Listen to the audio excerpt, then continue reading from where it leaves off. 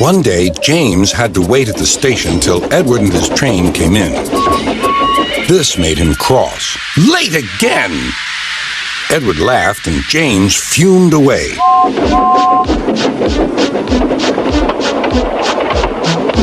After James had finished his work, he went back to the yard and puffed onto the turntable.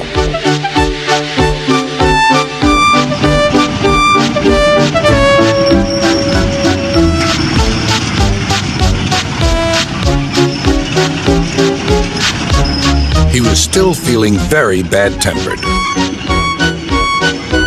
Edward is impossible, he grumbled to the others. He clanks about like a lot of old iron, and he is so slow, he makes us wait. Thomas and Percy were indignant. Old iron? Slow? Why, Edward could beat you in a race any day. Really, said James. I should like to see him do it.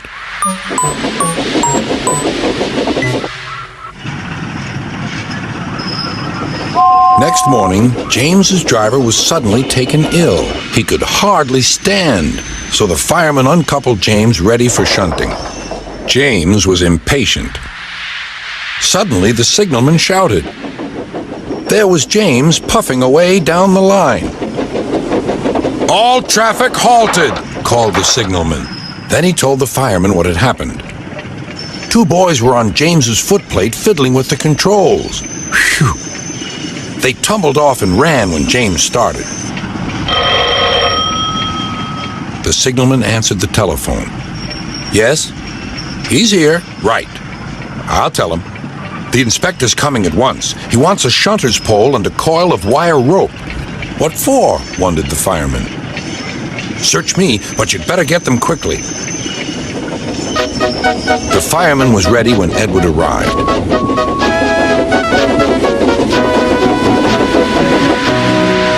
The inspector saw the pole and the rope. Good man, jump in.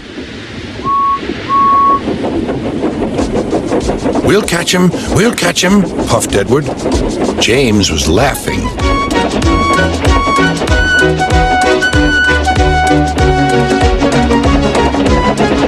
What a lark, he chuckled to himself. Suddenly, he was going faster and faster. He realized that he had no driver. What shall I do? I can't stop. Help! Help!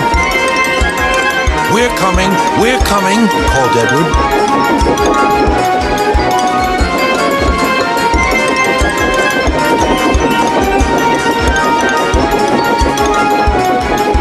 Edward was panting up behind with every ounce of steam he had.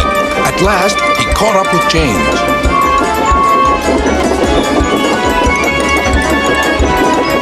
Steady, Edward, called his driver. The inspector stood on Edward's front, holding a noose of rope in the crook of the shunter's pole. He was trying to slip it over James's buffer. The engines swayed and lurched. At last, got him, he shouted. He pulled the noose tight. Gently braking, Edward's driver checked the engine speed, and James's fireman scrambled across and took control. So, the old iron caught you after all, chuckled Edward. I'm sorry, whispered James. Thank you for saving me.